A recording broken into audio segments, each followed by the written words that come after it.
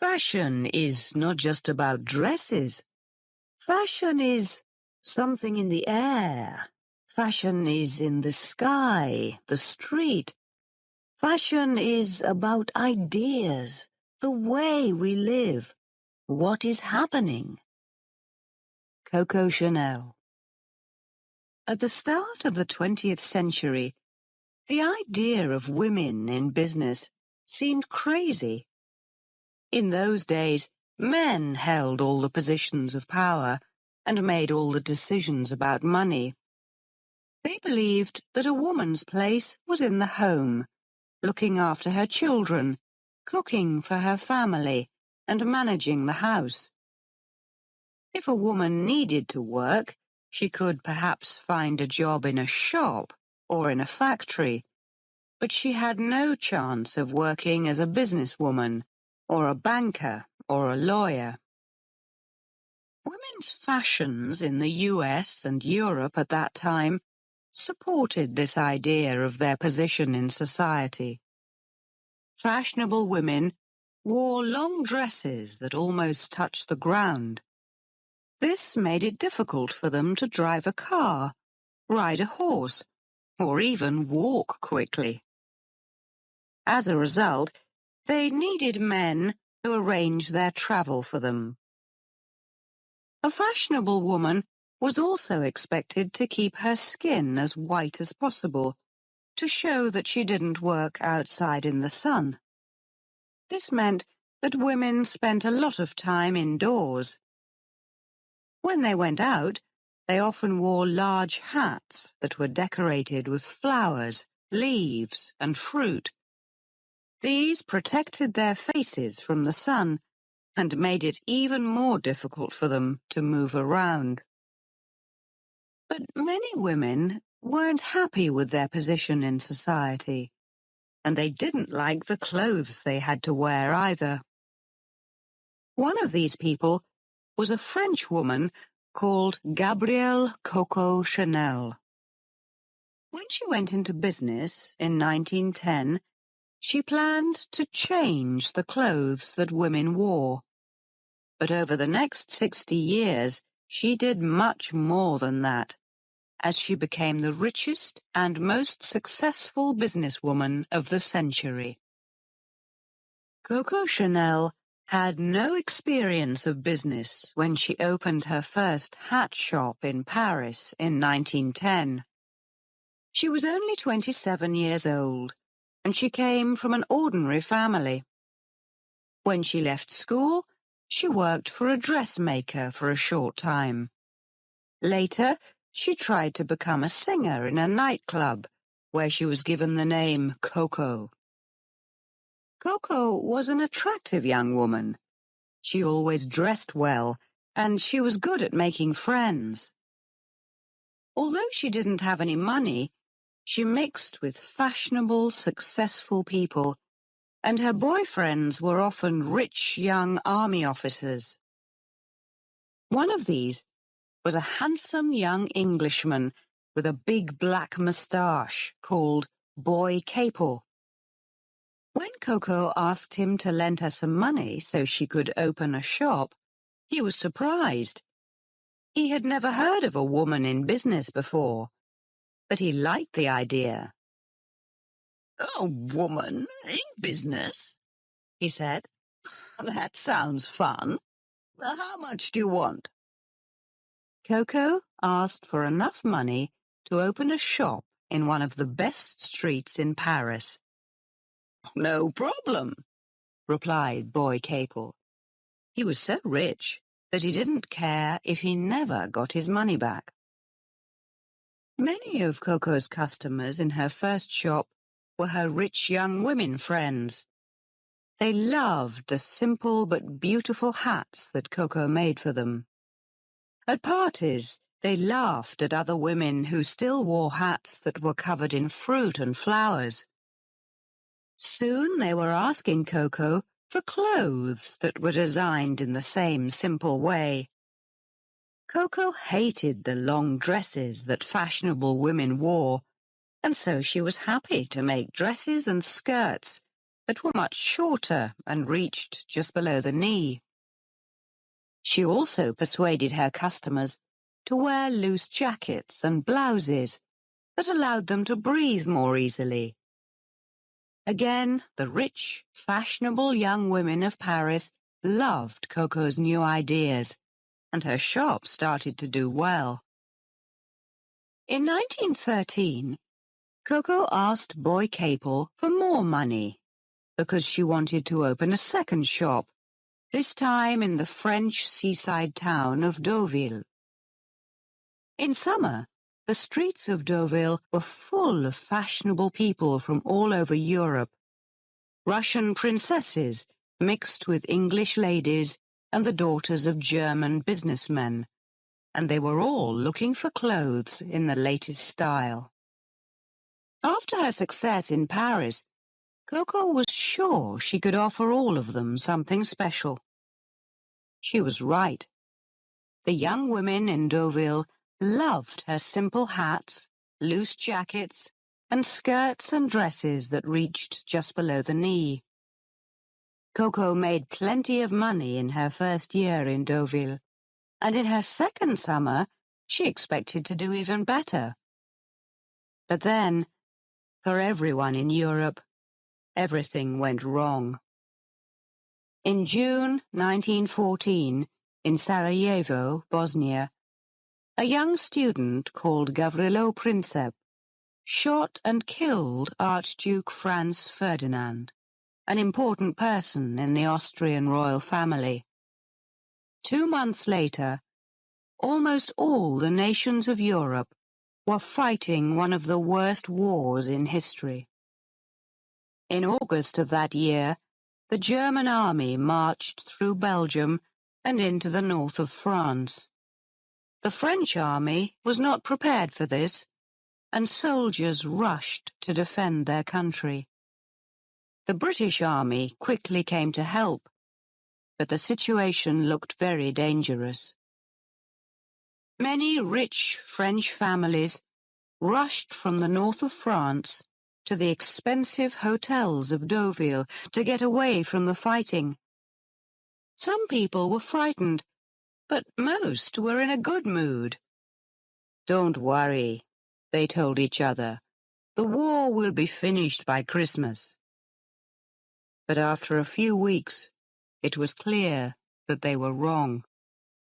More and more men left Deauville to go and fight in the French army. Soon the expensive hotels were changed into hospitals, full of soldiers who had been hurt in the fighting.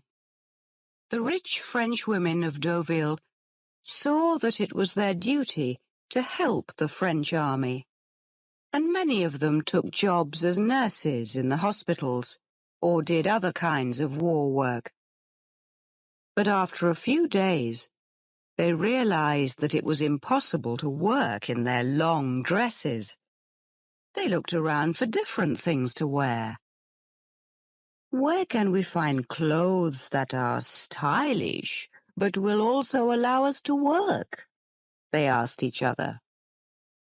They found the answer in Coco Chanel's new shop. Her simple hats, loose jackets, and straight skirts were just what these women needed. They were stylish, but they also allowed women to move around quickly. Coco was soon selling clothes as fast as she could make them. A year later, in the summer of 1915, Coco had worked so hard for so long that she was ready for a holiday. So Boy Capel took a break from his job with the British Army, and together they went to Biarritz in the south of France. The mood in this seaside town was very different to the mood in Deauville. In Deauville, everyone spent all their time worrying about the war. In Biarritz, people just wanted to have a good time and to forget about it. The town was full of young army officers who were spending a few days away from the fighting with their wives and girlfriends. There was dancing in the big hotels every night, The shops and restaurants were always busy. But the war meant that it was hard for women in Biarritz to find the sort of fashionable clothes that they wanted. Coco immediately saw a business opportunity.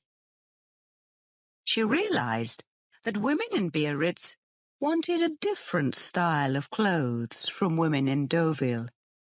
These women wanted to go out and have fun. They wanted to look good, and they didn't really care how much they paid for their clothes. "Don't you see?" she said to Boy. "This could be a new direction for the business. In Biarritz, I can sell clothes that are modern and simple, but that also allow women to feel beautiful and to enjoy themselves." Boy Capel put his fingers to his big black moustache and thought for a moment.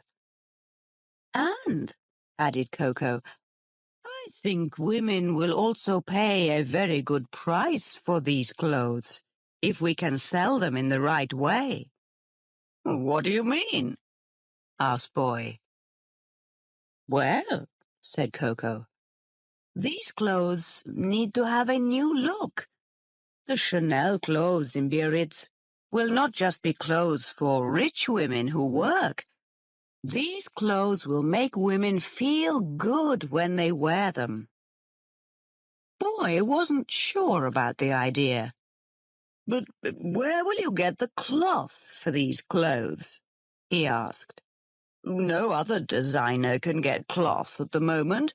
We are in the middle of a war, you know."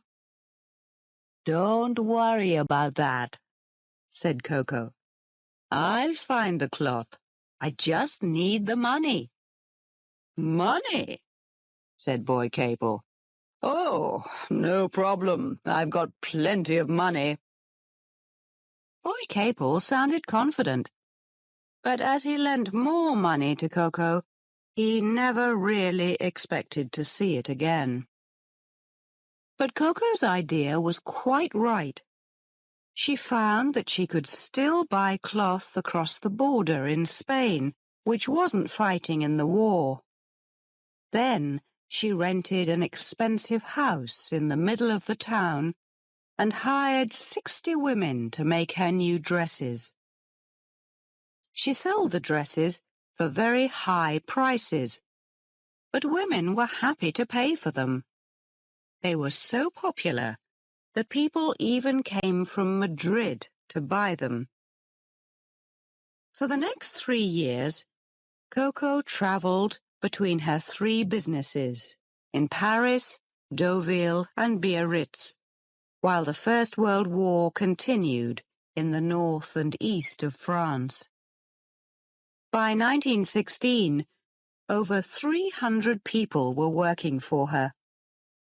She soon made so much money that she could pay back Boy Capel all that she had borrowed. Coco had been lucky because the war had given her a chance to make her new designs popular. But she had also shown that she could recognize business opportunities and that she could change her style to suit her customers.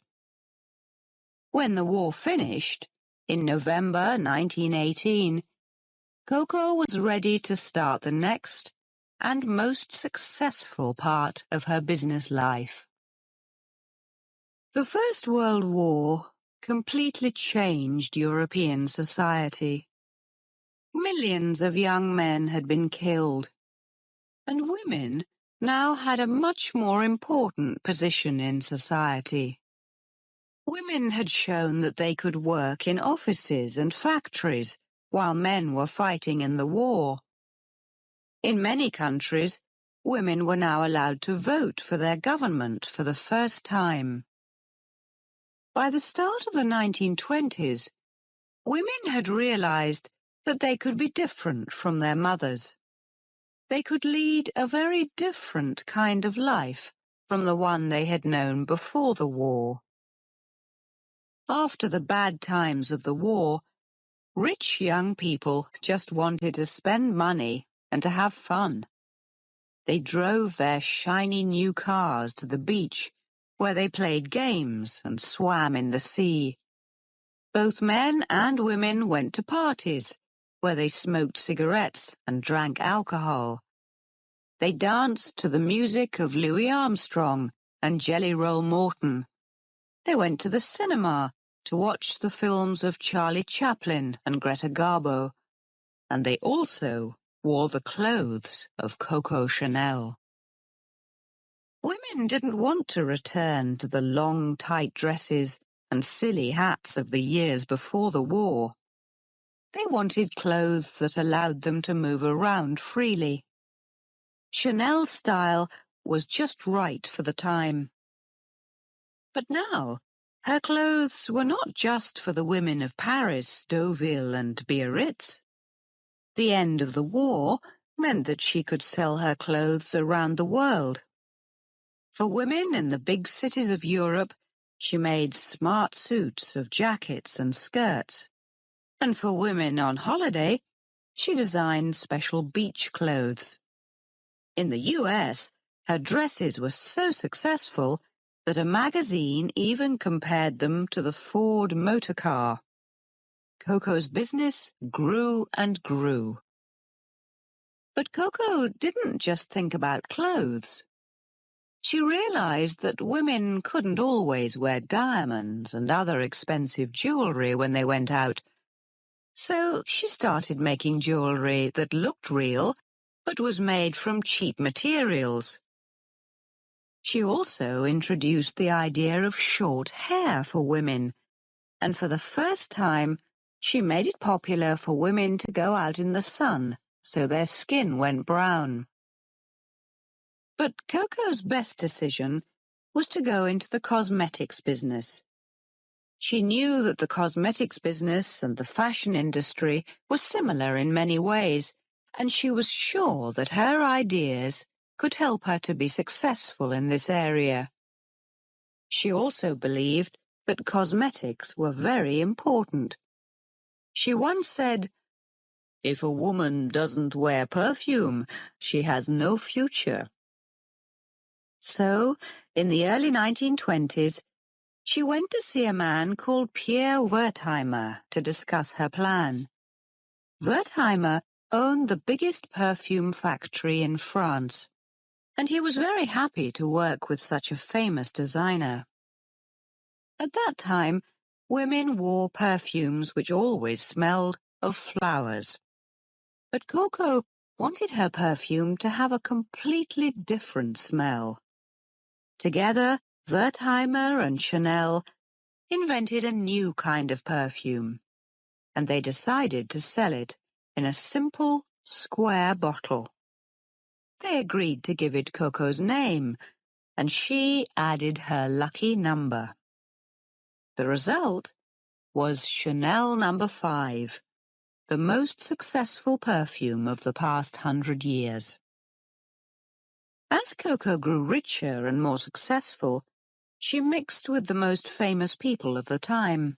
She loved to be with artists, and she made clothes for shows at theaters in Paris, where she worked with Jean Cocteau, Pablo Picasso, and Sergei Diaghilev. These people all admired Coco's work and understood what she was trying to do. Coco worked in fashion according to rules that seemed to have value only for painters, musicians, and writers, said Jean Cocteau. But Coco didn't just mix with artists. She often went to parties where she met important people like the future King of England, the Prince of Wales, and Britain's future war leader, Winston Churchill. And after her boyfriend of the war years, Boy Capel, was killed in a car crash, she was often seen on the arm of rich Russian and English lords. For Coco and her friends, the 1920s were the happiest 10 years of the 20th century. But the good times suddenly ended in October 1929, when the stock exchange in Wall Street, New York, crashed. Share prices fell and fell and fell. The world economy was badly damaged. Thousands of businesses closed, and millions of people lost their jobs.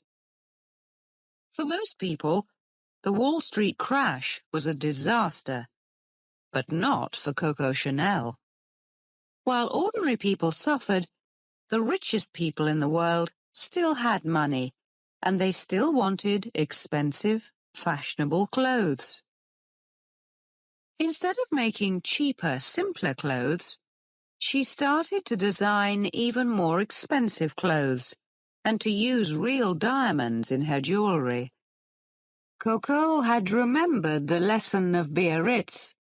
In times of trouble, the secret of success is to help people to forget their problems.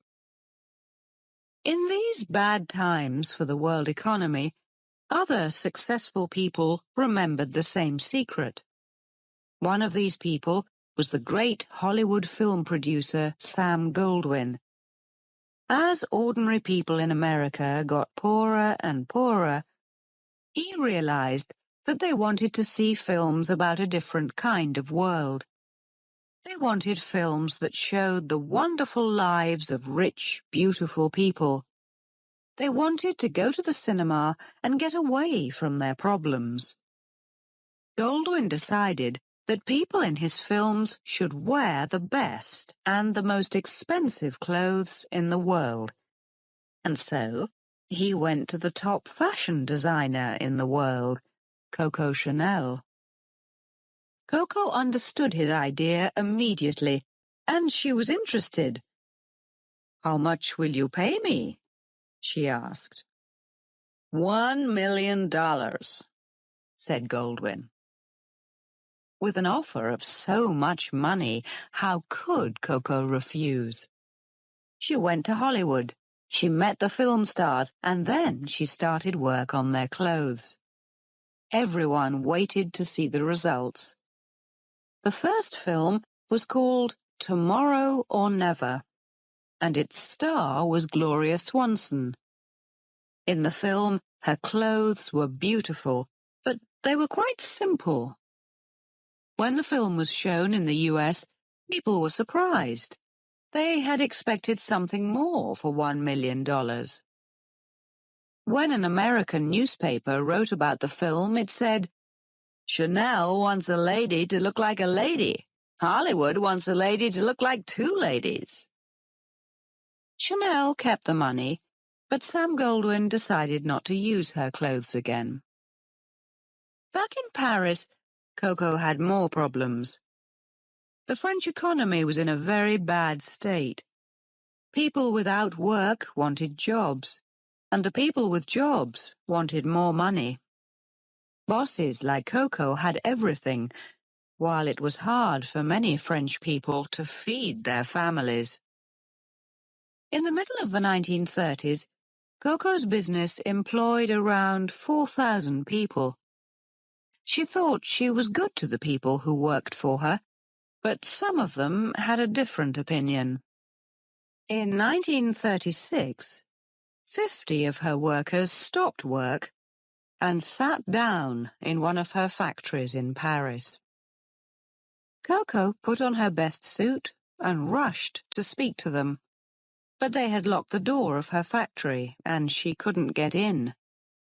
Coco was very angry. How could they do this to her? She and her workers argued and argued, but they couldn't agree on a solution to their differences. Coco's reply showed that she was a very tough businesswoman. She sacked 300 of them. But still they refused to change their minds. Coco now had an even more serious problem. She had designed some new clothes for a fashion show, and she was worried that they wouldn't be ready. What could she do? She decided to give her workers what they wanted, but she never forgot what they had done to her. At around this time, Coco started to go out with a rich German man called Hans Gunther von Dinklage. She always called him Von D. Nobody knew exactly what Von D was doing in Paris, but many people thought that he was a spy for Germany's Nazi government. This didn't worry Coco, and the two of them started to live together in the expensive Paris Ritz Hotel. But while Coco and Von D enjoyed their life, Europe moved closer to war. In 1938, Hitler's German army marched into Czechoslovakia. The next year, the Germans marched into Poland, and the Second World War began. Although Coco's business had done well in the First World War, she decided that she didn't want to work through another war. Perhaps she was still angry with her workers after the problems of 1936. Or perhaps she had just had enough of business. But for whatever reason, in 1939, Coco closed her fashion business and all her workers lost their jobs. Many people were angry with her and asked her to change her mind, but she simply told them, "This is no time for fashion." Through the winter of 1939 and into 1940, the French people waited and worried. In 1940, the German army arrived and took control of Paris. Many French people started secret groups and continued to fight the Germans, but not Coco. She was happy in her rooms at the Ritz Hotel with her German boyfriend, and she just wanted to enjoy her life.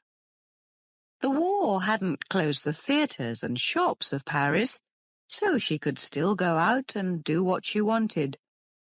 But as her fashion business was now closed, she needed to find other ways of making money. She knew that her perfume, Chanel No. 5, was still very popular with the French and German women who were living in Paris. She also knew that her partner in the perfume business, Pierre Wertheimer, had left France to get away from the war and was now living in the US. Coco thought she saw an opportunity to take control of the whole perfume business.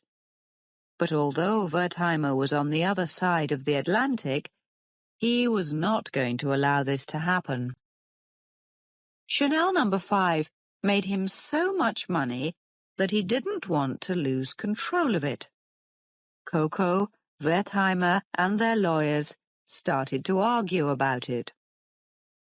But while Coco and Wertheimer fought for control of Chanel No. 5, the Germans were slowly losing control of the war. In June 1944, the British and the Americans landed on the beaches of the west of France and started to move towards Paris. 2 months later, they were just outside the city. The Germans realized that they were beaten and started to leave. The people of Paris opened the doors of their houses, had parties, and danced in the streets. But Coco wasn't so happy. She knew that many French people were angry with people who had helped the Germans in the war, and they wanted to punish them. Would they want to punish Coco? She wasn't going to wait to find out. When the war ended, she left France and went to live abroad. For most of the next 8 years, Coco lived quietly in Switzerland. She soon found out that she was so rich that she didn't need to work. She continued to argue with Pierre Wertheimer about the control of Chanel No. 5 from her new Swiss home. But when he returned to France after the war, they found a way to solve their problems. Wertheimer kept control of the perfume business, but he agreed to pay Coco 2% of the money from sales of the perfume around the world. This meant that Coco was now earning around $1 million a year, and she didn't even have to get out of bed in the morning. As the years passed, some people still remembered the beautiful Chanel clothes from the years before the war. But they soon forgot the rich old lady who had designed them. Although Coco now had everything that she wanted, she didn't really like her new life. She had loved her work, and now she missed the world of fashion. She still read fashion magazines and looked carefully at all the new designs. But Coco found that more and more often she didn't like what she saw. The new star designer in the fashion world was a Frenchman called Christian Dior. In 1947, he produced his new look. His shirts and jackets were tight and made it difficult for women to breathe. His skirts and dresses were narrow at the waist and wide at the bottom, and they reached down to women's shoes. Women loved Dior's clothes. They were very different to the boring clothes and uniforms that they had had to wear during the war years. They were also very different to the Chanel look of the years before the war. Every year, Christian Dior's new look made Coco more and more angry. In 1953, she decided that she couldn't sit and watch and do nothing. She had to return to the fashion business. She returned to Paris and started to design new clothes for a fashion show the next year. Many people thought she was crazy. "What does a 70-year-old woman know about modern fashion?" they asked. "Doesn't she know that times have changed?" But Coco didn't listen, and on the 5th of February 1954, she introduced her new designs at a fashion show in Paris. The show was a disaster. The newspapers said that they were clothes for old ladies and country people. Coco was upset and angry that her designs had been criticized so strongly. "These people just don't understand," she said. "It's true that I'm old, but I'm still one of the greatest designers in the world. I changed women's fashion once, and I know I can change it again. I'll show them." So Coco didn't return to Switzerland, and she didn't stop working. The next year, she produced some different designs for another fashion show, and this time many people liked them.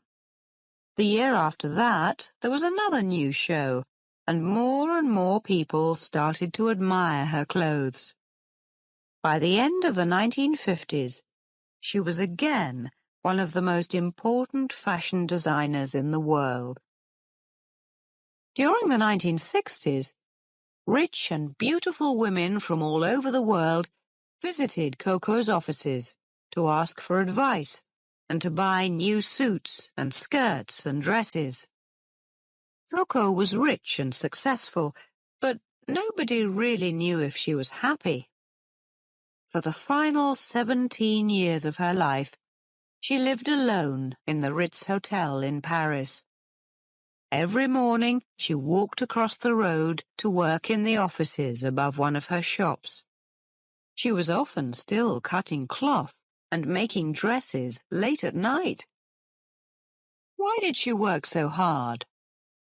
She once said, "Work has always been a kind of drug for me." If work was her drug, it was a drug that helped her to live for a long time. She was still designing new clothes for the world's top women when she died in 1971. She was 87 years old. Today, Chanel is still one of the most important names in fashion and cosmetics. But the modern House of Chanel is very different to Coco's old company. A new boss, the German designer Karl Lagerfeld, joined the company in 1983 and introduced several new ideas. He saw that the company could use Chanel's famous name to sell many different products all over the world. Soon the company had shops in over 40 countries. The Chanel name was on hats, belts, jewelry, clothes and handbags, as well as on many different kinds of cosmetics. Chanel's products were bought by many more women than ever before. But if Coco was still alive today, she would probably be pleased with many things about the modern company. She could walk into the best shop in any big city in the world and buy her Chanel No. 5 perfume, and it would still be in the same square bottle. She could walk into a Chanel shop and still find smart suits and beautiful dresses in the simple Chanel tradition. In her work as a designer, Coco Chanel loved simple styles because she believed that a woman was always more important than the dress that she wore. "Dress badly," she once said, "and people will notice the dress. Dress well, and people will notice the woman." In her life, people noticed Coco Chanel, not just because of wonderful clothes, but also because she was the first and most successful international businesswoman of the 20th century.